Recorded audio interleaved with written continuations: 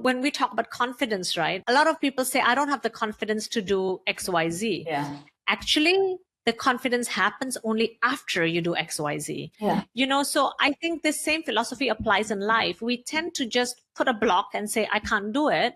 But we've never challenged ourselves to get out of that comfort zone, to do something which is uncomfortable. But when you repeatedly do something which is uncomfortable, you end up gaining that level of confidence that you want.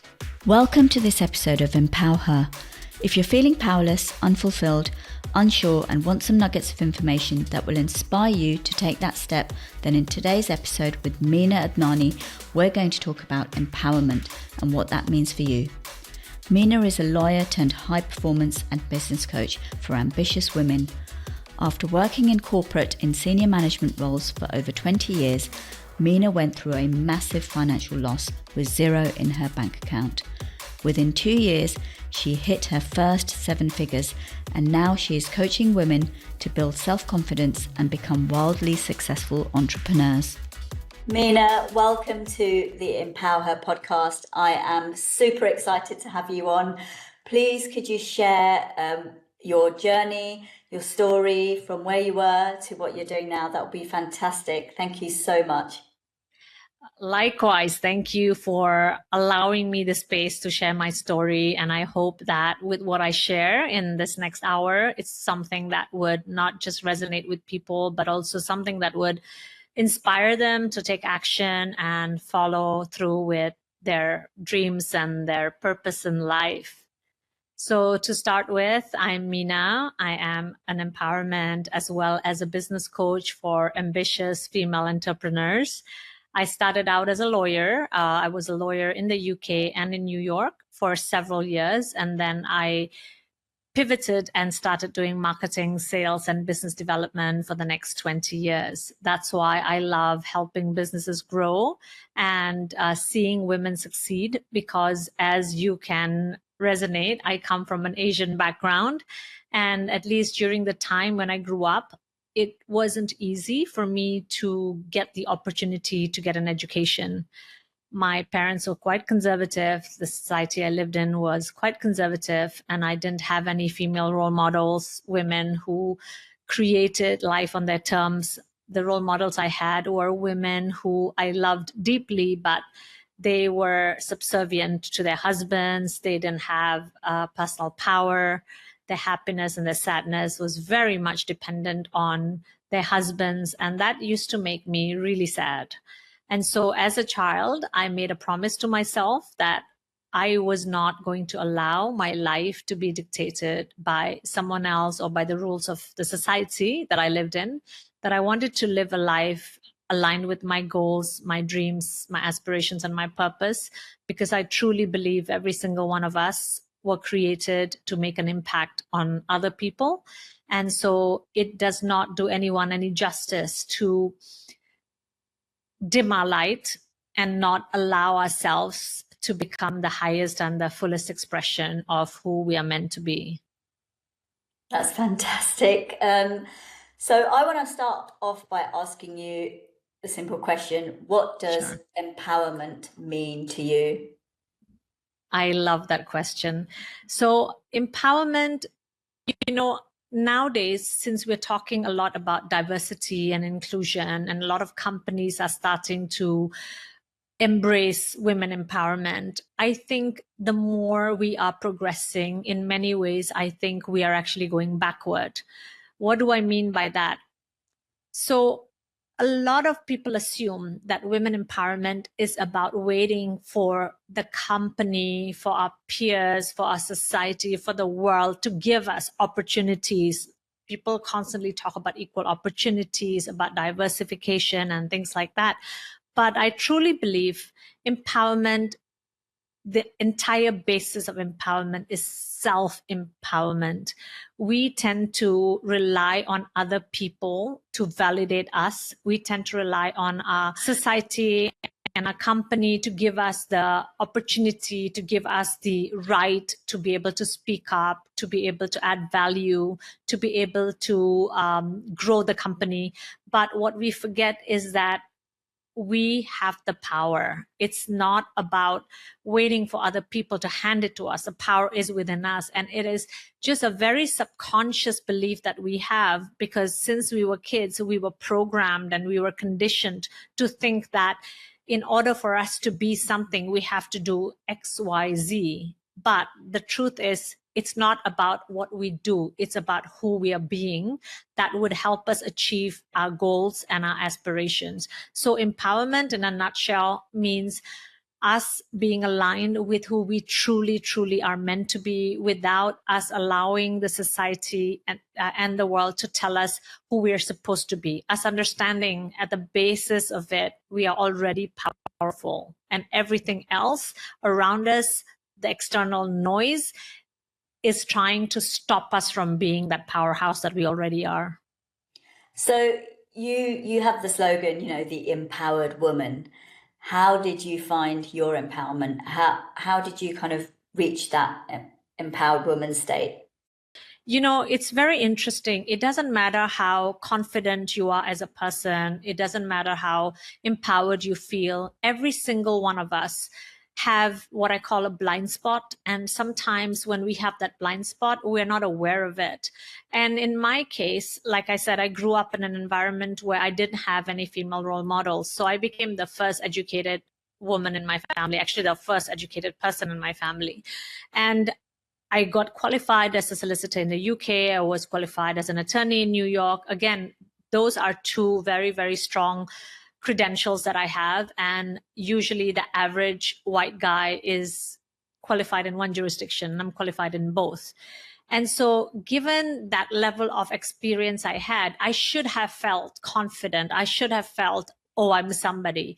But unfortunately, because of the way I was brought up, a good Indian girl doesn't speak up. You're supposed to fit in. You're not supposed to say anything. You should allow the man in in this community to feel like they are powerful. And I didn't realize that these lies were my truths. And I downplayed my power. I downplayed what I had achieved in my life.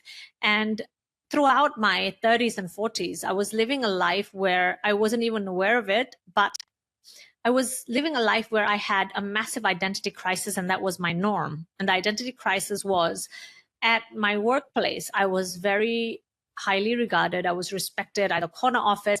I had a fat paycheck. But at home, I had to be like this dumb Indian girl who wouldn't speak up. And, your energy always speaks louder than you do. And so regardless of how much I tried to dim my light, I think my presence in itself was already very different from a lot of the women that I surrounded myself with in the society. And I found it very, very difficult. So I was going through this identity crisis. And of course, when one thing happens, usually a lot of things happen at the same time. One of the things that I had to go through in my life was, I think you know my story about having gone through a massive financial loss. In 2016, I went through a massive financial loss where I lost everything that I had worked for until the age of 46. So my bank account was zero. And interestingly, that was something that should have destroyed me. And I think that something would have destroyed a lot of people. And it did destroy me for a while. But I think after a few months, I had to really sit down with myself and ask myself, who the heck am I? Because with this identity crisis that was my norm, I never sat down with myself and never asked who I was. I just embraced other people's perception of who I was in that moment in time. And the reason it was important for me to do that was because unless and until I figured out who I was, I would not be able to figure out how did I want to live my life from now on, because I could continue talking about how I am a victim to financial, you could say, betrayal. I had entrusted someone else with my finances. I could have sat down and said, I am a victim to this, and for the next 20, 30, 40 years, continue to tell that story. Or figure out, who do I want to be? And so at that moment in time, I asked myself, do I want to tell this story from a place of disempowerment 5 years from now, 10 years from now? Or do I want to tell this story from a place of empowerment? Because it's only when you are able to see where you want to get to in your future that you can start reverse engineering.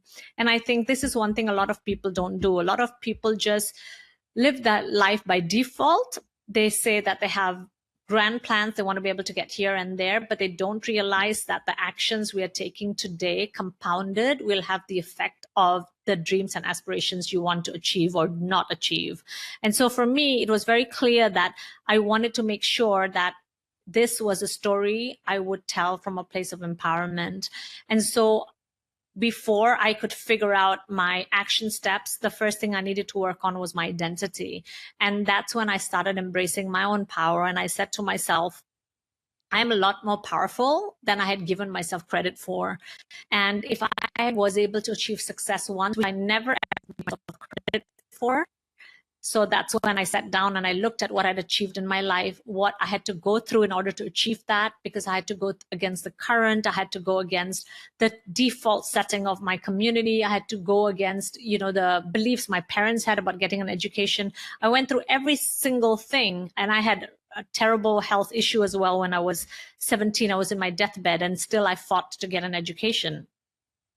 So I didn't give myself any credit for any of that. It's only when I lost my finances that I sat down and I said, you know what, if you were able to go through all of these things in your life, imagine if you are equally resilient, because if you are resilient, you will be able to achieve your goals and aspirations. And so it was then that I decided that I was a lot more empowered than I gave myself credit for.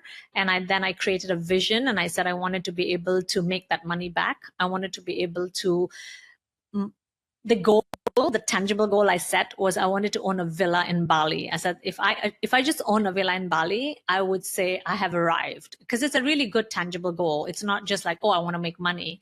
So I created that goal. And then within 2 years, I was able to make more money than I lost. And within 2 years, I bought that villa, the dream villa of mine. Wow. Absolutely love Bali. Absolutely love Bali. So you've talked a bit about, what you did roughly to get empowered and to achieve the things that you wanted to achieve, especially after the huge setback that you had.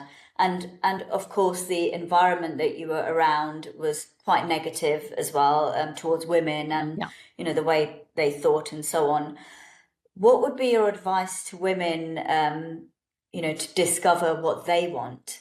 And what steps do you think that they can take to reach their goals and aspirations, whatever they might be?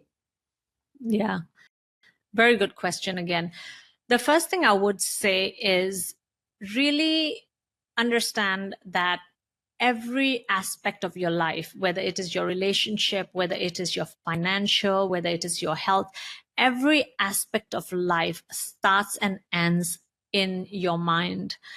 If you are not someone who has a growth mindset, and when I say growth mindset, I mean people who are willing to understand that just because I am the way I am, I get this from a lot of people who have a fixed mindset. This is how I am, and this is just how it is.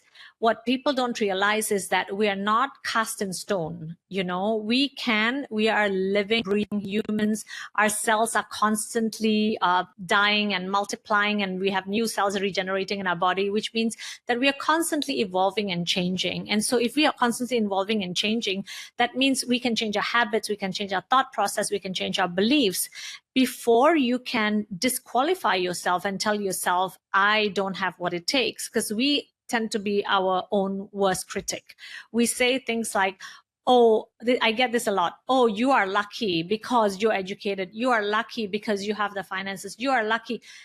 Luck is what you create. You got to first be focused on what you believe. I would say the first thing you need to do is set a clear goal. Let's forget about what's possible or not possible. First thing is set a clear, tangible goal. Like I said, for me, the clear, tangible goal is I wanted to get a villa in Bali, and I was very specific about the kind of villa I wanted. So if you want financial freedom, ask yourself, how much money do you want to make? Whether it is 1 year, 2 years, right? Get very clear on your goal. Second, objectively ask yourself, who must I be? What must I do in order for me to achieve those goals? Because everything else is a story in our head. The story of I'm not capable, I don't have the experience, I don't have this, I don't have that. We are living in an era right now where literally everything you want to learn is at your fingertips. Yeah. You know, all this scrolling on social media, make it worth your while. Focus on choosing a subject matter that you think you can really excel at. And you don't even have to invest in anybody. You just go to YouTube, and there are so many incredible videos that will teach you anything and everything you want to learn. So everything else, like I said, is an excuse. Be clear about your goals. Decide who you must be. Third, decide what you need to learn. And fourth, just do it. So would you say that applies to, you say goal, there are lots of different goals that you could have, to do with your health, and obviously your wealth and, well-being, which is what Empower Her is, health, wealth, well-being. Would you set a goal for each area, or is it just one thing, I want that villa in Bali and that's it? How do I get there, and who do I need to become to get there? I think it is very important to set a goal in every area of your life. What we don't talk about often in the financial world or in the corporate world is how our mental well-being or our physical well-being affects our performance. You know, when we are too focused, let's say you have a goal to be able to make $1 million, or you have a goal to be able to reach, a certain income level. When we're too focused on that and we disregard every other area of our life, it will actually all fall one by one like a deck of cards. And before you know it, it will actually take you backwards in terms of your goals. So I'll give you an example. In my case, I set goals not just in terms of my financial well-being, but I set goals in terms of my mental well-being, emotional well-being, as well as my physical well-being, my relationships, every aspect of my life. And so what I do is every month, or maybe even every week, because I tend to review things quite a lot. Every month I ask myself, how did I do? What can I incorporate more?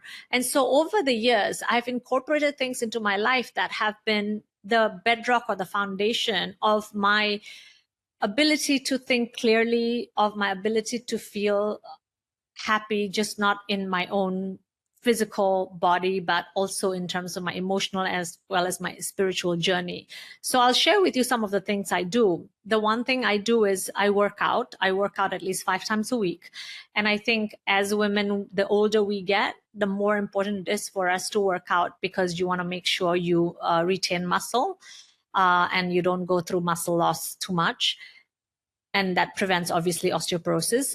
A lot of people assume that working out is about looking good physically, but actually working out has impacted my mindset more than anything else. It has impacted my mental well-being more than anything else, because when you work out, you produce endorphins, which are the happy hormones, as well as oxytocin, which is the love hormone.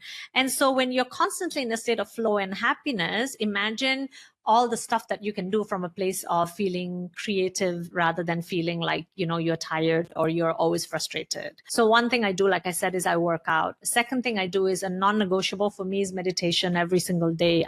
I spend at least an hour or an hour and a half doing my meditations, because that has truly been life-changing for me, not just in terms of feeling joy and bliss, but manifestation and healing and everything else. So that's the second thing I do. The third thing I do is at least Monday to Friday, I do 18 hours of intermittent fasting. And a lot of people think that when you fast, you end up becoming weak or tired. But again, a lot of people don't realize digestion takes up and sucks up too much energy in your system. And when you intermittent fast, you free up that energy in your body. And the more energy you have in your body, the more you're able to do, the less stressed you are, the more I feel at peace with myself. So these are just 3 practices I do, but I do many more. But in order for us to ensure that we are being successful does not necessarily mean you're happy. So I think it's very important to work on your happiness as well as your success, because they are not mutually exclusive. Okay, so I'm going to ask you kind of a question personal to me, and I'm sure Sure. many mothers can relate to this. Okay, so my number one thing for me is, there's so many things we can do, like you said, exercise 5 times a week or 3 times a week, meditate, journal. There's lots of things you can do for your mental well-being, and those also have I know for a fact, they have a knock-on effect on you aiming to achieve your goals, definitely in a positive way.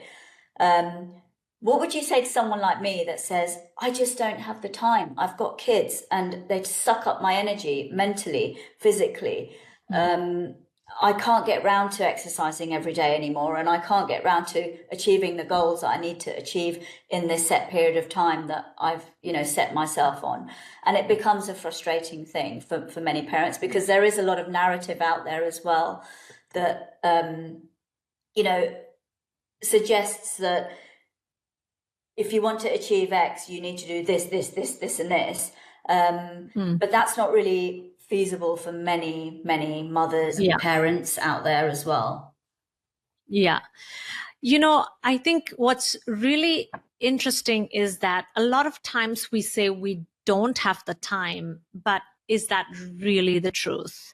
Because if you actually sit down and literally write down the things you're doing on a day-to-day basis, this is why a lot of nutritionists, when you want to go on a weight loss journey and when you talk to a nutritionist, aside from them giving you, a meal plan that is very good for you, one of the things that they suggest is for you to keep a food diary. Why do you think they ask you to keep a food diary? Because when you keep a food diary, you will suddenly realize all the things you're eating that you didn't realize you were eating. And it's happened to me many times before. I think, today I've been good, I have clean eating, and then I'm like, oh my God, but I forgot that my nephew was eating some chocolates, and I took the chocolates, and then I had that piece of bread. You forget these things. And it's the same thing with our day-to-day lives. We say we don't have time, but firstly, is that really the truth? Because a lot of times when we say we don't have the time, I think it's just mental clutter.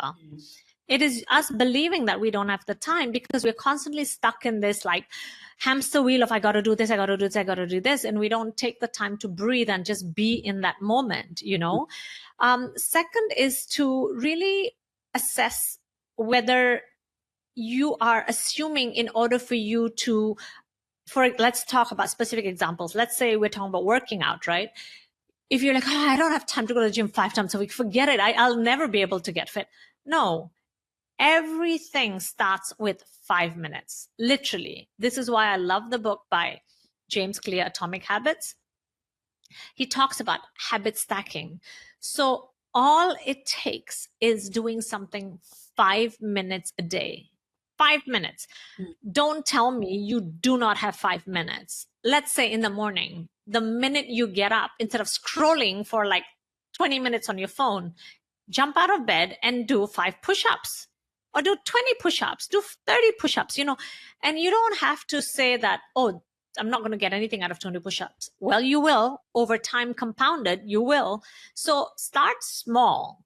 The third thing is incorporate some of these activities into how you are spending time with your kids. So I have a client who I worked with, and it's a really incredible story. I didn't realize that she was actually on antidepressants before. And I only found out because she joined another program of mine later. And when she joined the other program, she told me that she had stopped taking antidepressants. I was like, wow, amazed. What she did, one of the things that we worked on obviously was, her mental, emotional, and spiritual well-being. One of the things she started loving, absolutely loving, was journaling. Right? She's also a busy mother of 2, actually a single parent. She works in a male-dominated industry. She felt she was not being respected by her peers who were all men. And she was really struggling with self-worth, with I'm a terrible mother, with time, with health, everything. But it all started with little steps. So she started doing journaling, and then her daughters would ask her, Mom, what are you doing? And then she taught them journaling, and then they would journal together. Then the second thing she did was when she started doing meditation 5 minutes a day, her daughters started meditating with her.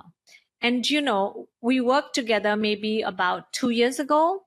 And until today, when I speak to her, until today, she tells me how much it has changed her life, because she used to doubt herself. She used to feel unworthy because, of course, her marriage was, didn't work out.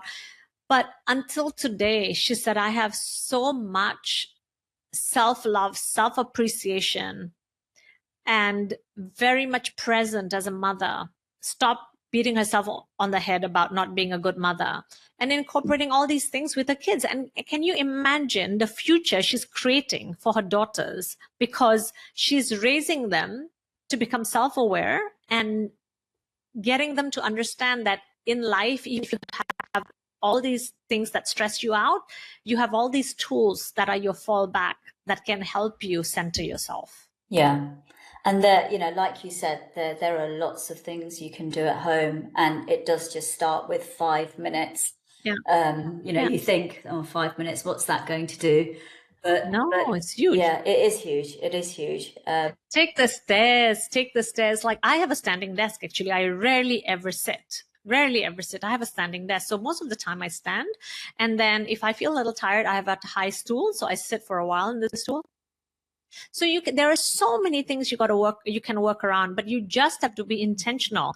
And I think the main question that you got to ask yourself is why? Why is it important? Why does it matter? Because today, when you don't feel good in your body, you are assuming that doing all these things would be hard work. But if you could reimagine and ask yourself how incredible you could feel by doing all these things, and the result it will have on you mentally, emotionally, physically, you would always go back to that why if you ever make excuses in your mind. Yeah, definitely. So I want to ask you about the topic of money, okay?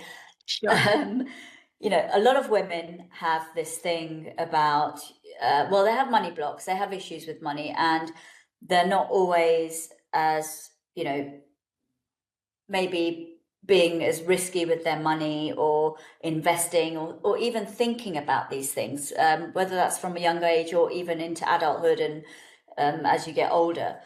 Why do you think that is? And what are your thoughts on the term money doesn't bring you happiness? Yeah. This is a very, very interesting topic. And as I mentioned, I went through a financial setback, and that in itself was my gateway to learning about money, not just about investing, not just about saving, but also understanding the laws around money, the universal laws around money. And I didn't realize that I carried so many beliefs around money. And this is the thing. A lot of people might say, oh, I don't have bad beliefs, or I don't have negative beliefs around money. I don't think that's the truth, because the thing about beliefs is that they are very subconscious. Subconscious means you're not aware of these beliefs. And so without you realizing, this is how I describe beliefs. Beliefs are like the lenses of your glasses, right? You are seeing the world through those lenses. Those lenses are transparent. You can't see the lens itself. You can't say, I don't have these beliefs, but you are seeing the world through those lenses.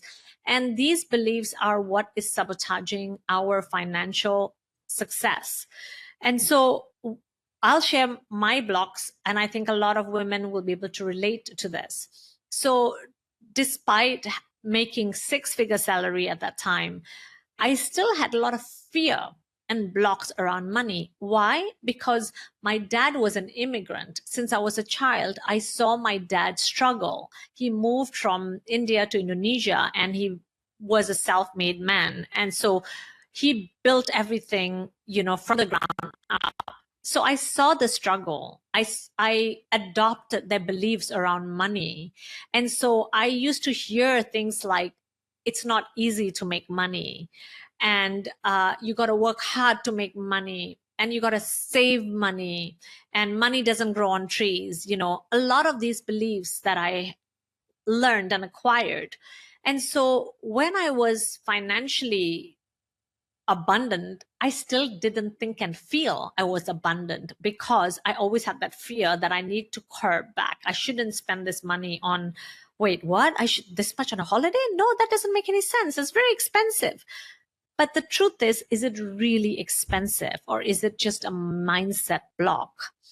And why does it matter? Why do you need to change that? Because if you understand the spiritual laws of money, you will understand that money is energy. And if money is energy, then you have to be willing to let it flow. Abundance, a lot of people focus on is receiving. How can I get more? How can I get more? But in order to get more, you need to be able to give more. And the giving has to happen from a place of having a big heart, abundant heart, an open heart, because our thoughts are electric and our heart is magnetic. So when we are putting out the thoughts that, oh, I don't have enough money, oh, I'm scared, what happens is you will constantly recreate situations in your life where you will be put in a place of financial insecurity.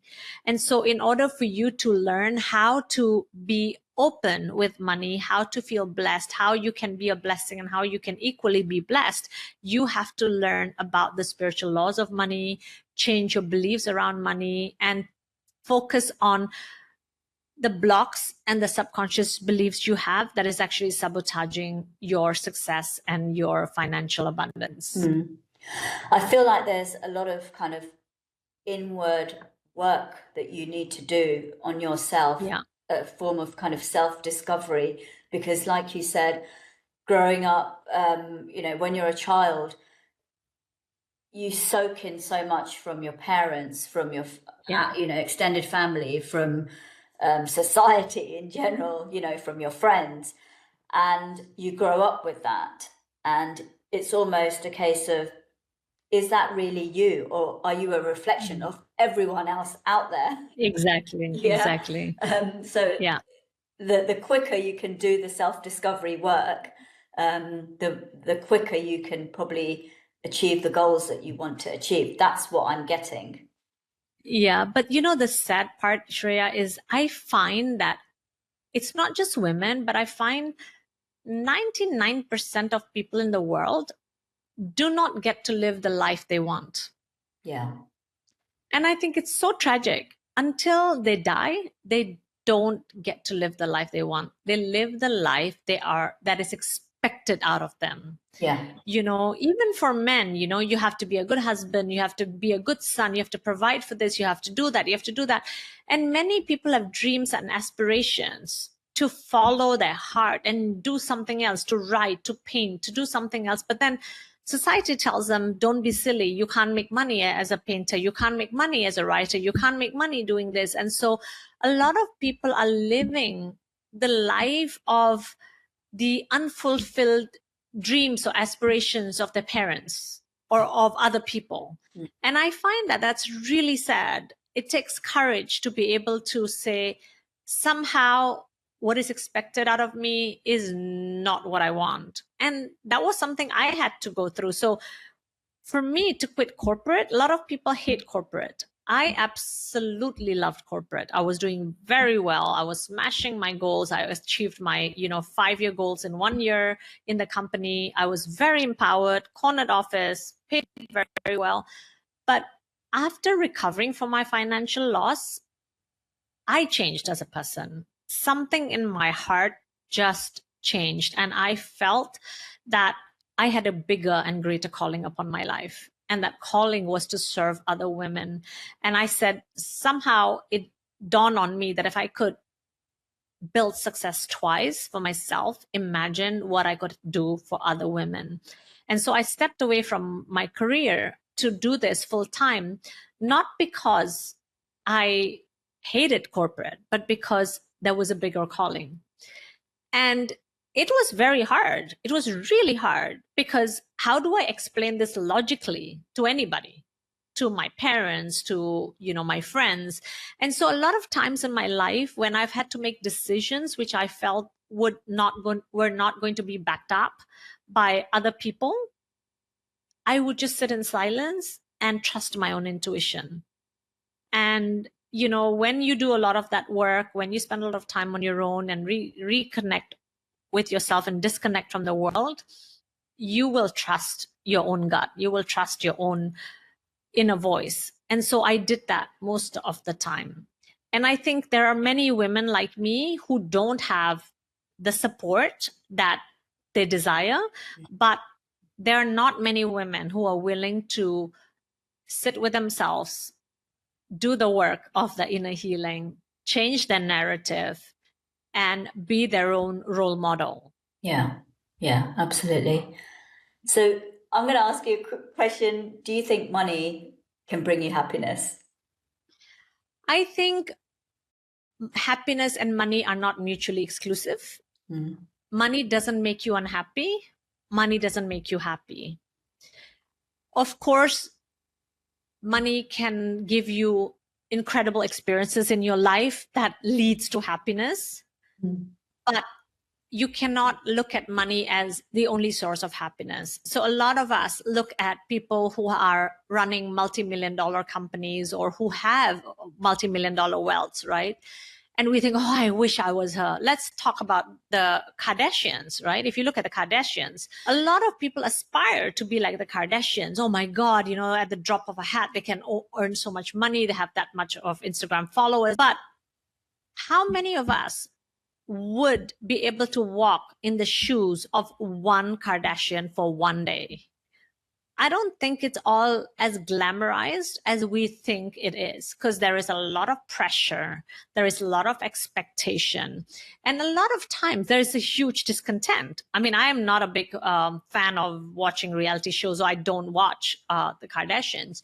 But from the little bits and pieces that I hear, there's a lot of always rifts and unhappiness and, all sorts of disputes. Yeah. In that family, like there is in any other family. So I think this expectation that I will only be happy when I make X amount of money is senseless, because you can be happy right here, right now. And when you're happy, you will create that level of abundance. But it doesn't matter whether you make that money or not, because making that money will not necessarily bring you that happiness. It's the same thing like building your personal brand online, right? I've been building my brand online for many, many years. And initially I used to think like, oh, when I hit 15,000, followers, I am going to be famous. When I hit 20,000 followers, I'm going to be famous. There is no such thing. You are still the same person, You just have to be happy with where you are. You got to be focused on, the action you're taking. And I like this quote, which says, tomorrow is a promise, not a guarantee. Sorry, tomorrow is a blessing, not a guarantee. So if you have the ability to wake up the next morning, it is a blessing. But you cannot assume you're going to have tomorrow. So it's very important for us to work on our own happiness and not expect to be happy only when we make X amount of money. Absolutely.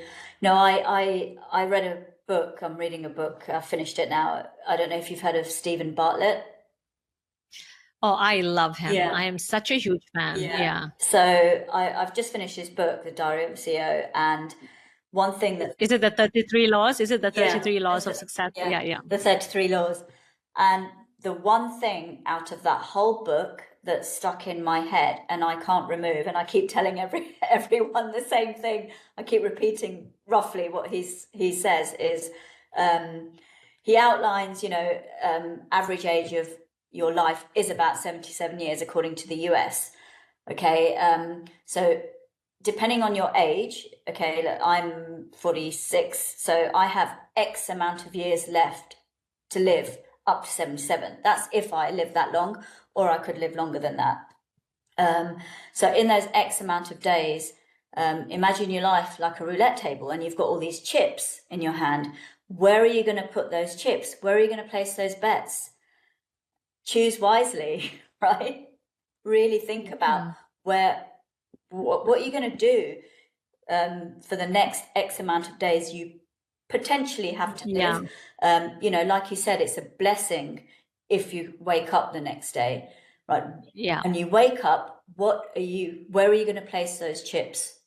And who are you going to who are you going to use that time with? What are you going to do for yourself to achieve your goals, whatever those goals are, and so on. Yeah. I mean, the way I look at it, I really like looking at it in this way. So for example, let's say, if you say 46, right? And we're talking about 77. So we're talking about 31 years, correct? Yeah. So I like looking at it as you only have 31 Christmases, approximately. Wow. Okay. Right? Yeah. That to me, that drives it home even more. Yeah, that does. Right? Yeah. That it's like, oh, I only have 31 birthdays. Chances I only have 31 birthdays. Chances I only have, yes, and we hope we live much longer than that. But it really drives home the fact that nothing is permanent. And so we're very blessed to exist in this physical body and have this physical experience, because the beauty about existing in this physical reality is our five senses, what we can smell, what we can taste, what we can see, all of that. And I think we take a lot of that for granted. What are your thoughts about glass ceilings? Not everyone, sorry, I shouldn't say everyone. Lots of people think, there's a glass ceiling and I have to smash that glass ceiling. What are your thoughts on that, kind of those words? I think it's about where we focus. I'm not saying that the glass ceiling does not exist, but I somehow find that the wrong battles are being fought. I think a lot of times we focus on how the company should empower us, which I do believe they should.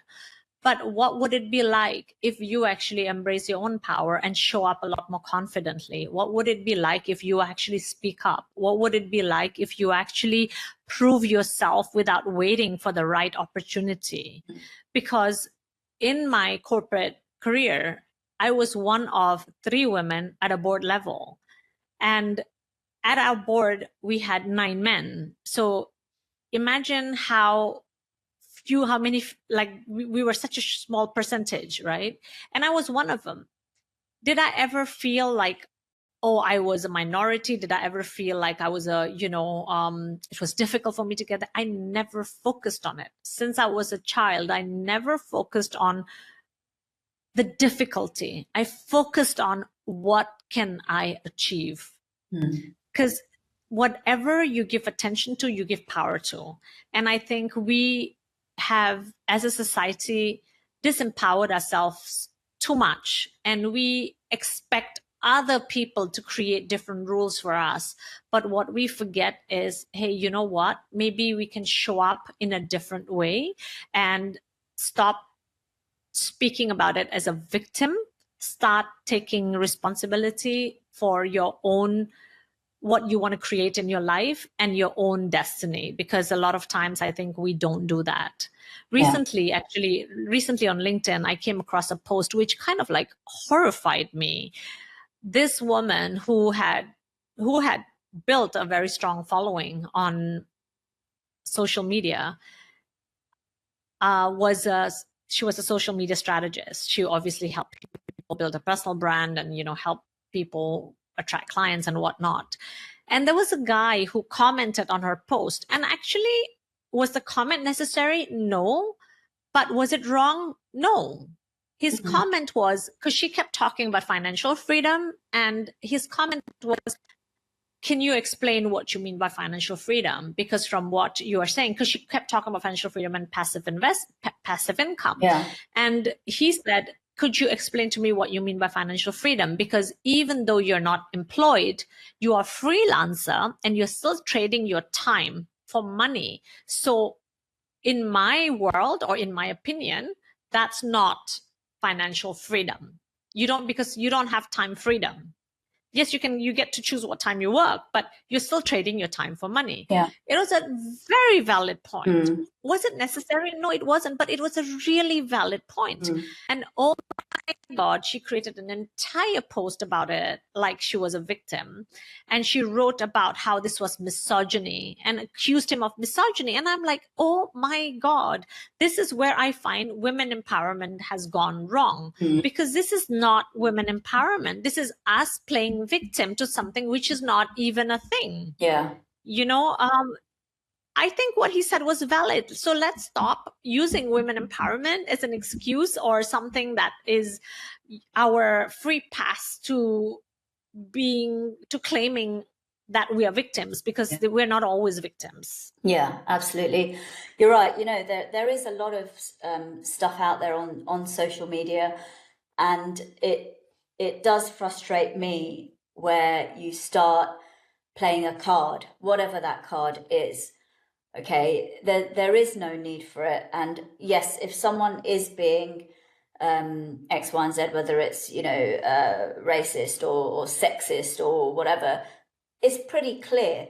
But now we're stopping people from asking questions or creating a discussion about something that isn't sexist or racist or, you know, and then when you start doing that, people start fearing asking questions and creating a debate, and it then becomes a whole anti, you know, let's not, you know, do you understand what I mean? Yeah. I'm probably not explaining that as well as you would, but I do. I think as a society now, we have become so politically correct that we are getting triggered by almost anything and anyone. Yeah. It's like, I believe in freedom of speech, but I should have the freedom to speak and you shouldn't. Yeah. Because if you say something, I will just come out at you and just accuse you of one of those things, you know, whether it is discrimination or sexism or whatever. Yeah. But I think we've lost the ability to just respect other people for opinions which we don't share. And I find that that's what's starting to happen. So we are progressing in many ways, but we're also going backward in many ways. Yeah, definitely. And I think we really need to look, I don't know, when someone makes a comment, or when someone, you know, whether it's face to face or on social media, I really think you need to take that pause and really think about, what is this person asking? We don't know that person at all. Exactly. More than likely. Exactly. Okay. Exactly. For all we know, that they might not be as articulate writing something as, you know, someone else. They may have learning difficulties with writing, or they may have dyslexia, or they may have, you know, it could be anything. So we don't think with compassion anymore, or even just that thought. I agree. You know, of, hold on a minute, I agree. let me think about this, because it's not a black and white response. No, it's not. You're just a stupid woman. You know, that's different. Yeah. I'll give you a really good example. I have a really amazing friend who I haven't spoken to for maybe a couple of years. And, you know, it's one of those friendships where you pick up where you left off. It's a beautiful friendship when you have. So in the past, I would say in the past month, we've been trying to get on a call. And every time she says, suggest a time, because there's 17 hours difference between us because she's been traveling. And so she's like, suggest a time. And then when I suggest a time, she doesn't get back to me in time. And we've missed that time slot, right? This kept happening. And the old me would have gotten triggered. I would have gotten pissed off. But the more I work on myself, the more I realize, you know what? I have no idea what's going on in her world, right? So rather than me using so much of my energy, this is what a great example of being disempowered or empowered, you know, rather than me choosing to invest my energy in the story which is disempowering, of like, oh, she doesn't care about me, she doesn't want to talk to me, and all of that nonsense, I could just say, you know what, I have no idea what's going on with her, but when I talk to her, it would be great. You know, and trusting that. So after trying again and again several times, we finally spoke today, and it was such an incredible conversation. And I learned that she had been extremely sick and in and out of hospitals for the last 2 weeks. Yeah. And so, you know, and I was so glad. I extended that compassion. I was so glad that I was understanding, that I didn't get upset or angry, which I would have gotten if I had not this level of maturity and understanding of other people. And that felt, as much as of course I felt really bad for her, that felt so good that I could actually extend that kindness, that compassion to her. And then when I actually had that conversation, I could be fully present without feeling the guilt of, oh my God, what did I do? Why did I say this? Why did I say that? Right.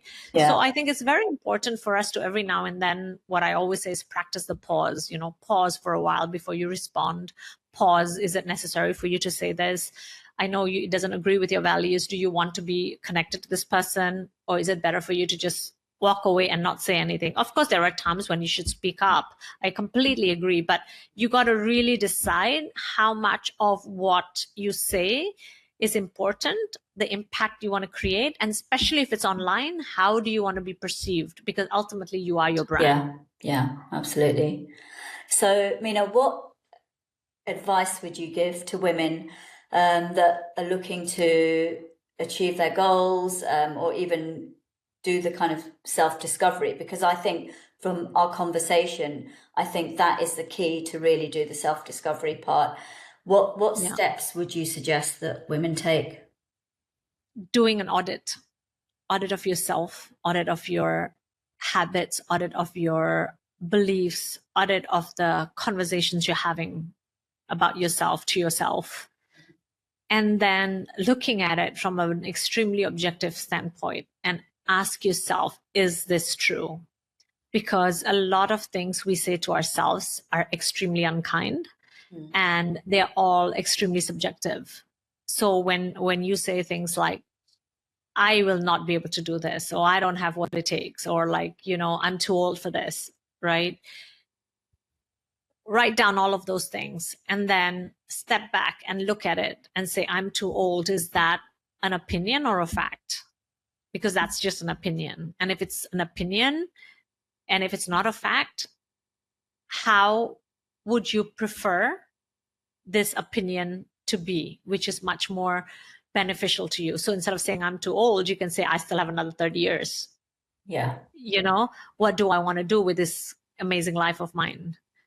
The same thing about, for example, when you don't feel good in your body because you are a little bit overweight and you were like me, I was very fit. And then with the lockdowns and everything, your life changes. And I was still walking in nature. I was still doing yoga, but I wasn't as fit as I used to be. And then when the gym started opening and I started going back to the gym, I still didn't feel good in my body because I was still a long way away compared to where I was. And I had to really rediscover and reimagine what it would be like to be fit again. And I closed my eyes and imagined how amazing it used to feel, how comfortable I was in my body and how incredible I felt. And so once you're able to see your future self and feel it in your body, you open your eyes and ask yourself, what must I do to make that happen? And so for me, despite going to the gym, I felt I wasn't pushing myself as much because of 2 or 3 years of not working out. It was a very slow progress. Then I said, what do I need to accelerate this process? And so I said, I'm going to hire a trainer.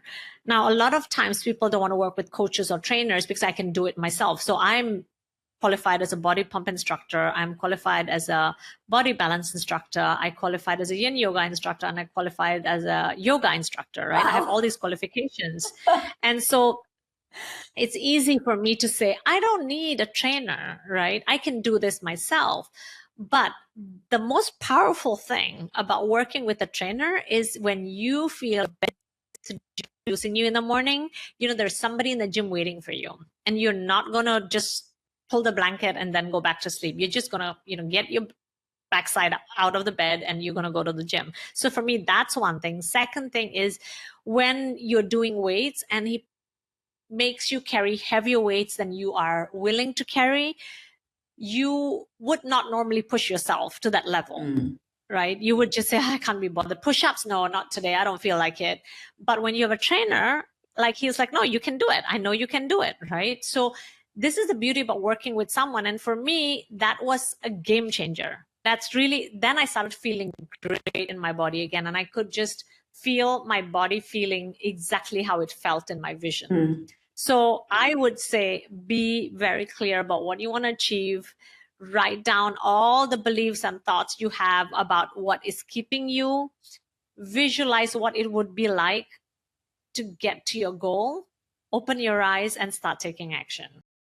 That's fantastic. I can definitely vouch for that person in the gym because, like you said, you know, I don't push myself with the amount of kg I lift. I think, oh no, I can't. It's just too heavy. There's no way, you know. And I'm a very small person, okay. And I always deter myself and think, no, that I can't lift that. I'll probably dislocate my shoulder or something. Yes. But you know, when I have that person saying lift those, and I don't feel like saying no, I'm not doing that, you know, and I lift them. Yeah. And I think, oh my God, it's really heavy, but I can do it. Yeah. You know? And it does something to your brain because when you do something, you know, when we talk about confidence, right? A lot of people say, I don't have the confidence to do X, Y, Z. Yeah. Actually, the confidence happens only after you do X, Y, Z. Yeah. So if you're using weights as an example, let's say you're used to carrying 5 kg and then you're like, no, I don't have what it takes to carry 7.5 kg. I'm 100% sure I don't have the energy. I'm very sure. And often I found that when I do 7.5, yes, it's a little challenging the first set, but hey, I actually could do it. And why was I telling myself I couldn't? By the time I'm doing the second set, this is too light. Can you increase the weight? Yeah. You know, so I think the same philosophy applies in life. We tend to just put a block and say, I can't do it. But we've never challenged ourselves to get out of that comfort zone, to do something which is uncomfortable. But when you repeatedly do something which is uncomfortable, you end up gaining that level of confidence that you want. Yeah, absolutely. And I can vouch for that again, because I'm doing the Empower Her Confidence, which was way out of my comfort zone. And as I've, you know, done many more, I've become a lot more comfortable in that. Amazing. For sure. So, Meena, look, I'm a huge advocate for collaboration and networking and putting people in touch with other people. What are you looking for right now? What am I looking for? Nothing in specific, but I would say that, you know, for me, my goals and my aspirations continue to be the same, which is creating the legacy that will outlive me, and the legacy of raising a whole generation of women who are healed, who are empowered, who are taking the responsibility for who they are and who they're being. Because when you have a woman who is healed, you have a woman who is able to achieve the level of financial success that they desire, because it's our traumas that keeps us from achieving all of that. So yeah, that is my aspirations, that is my goals, and I will continue to do that. And work for as many Christmases as I have. that is going to stick in my mind more now. For sure. So where can people find you? So I'm highly active on LinkedIn. I have an Instagram account as well. You can find me under Meena Adnani, the Empowered Woman, in all my accounts. I am on TikTok, but LinkedIn I'm most active. I am restarting my Instagram this week, and find me on LinkedIn. It's fun. That's fantastic. Meena, thank you so much for being on the Empower podcast. It's been fantastic to have you on. Likewise. It's been such a great experience and conversation, Shreya. Thank you. Thank you, Meena. Thanks for tuning in to Empower Her. I hope today's episode has left you feeling inspired and motivated to make a positive difference in your world. Please follow the podcast and share it with anyone who will find it helpful. Until next time, keep striving for positive change and greatness for all women.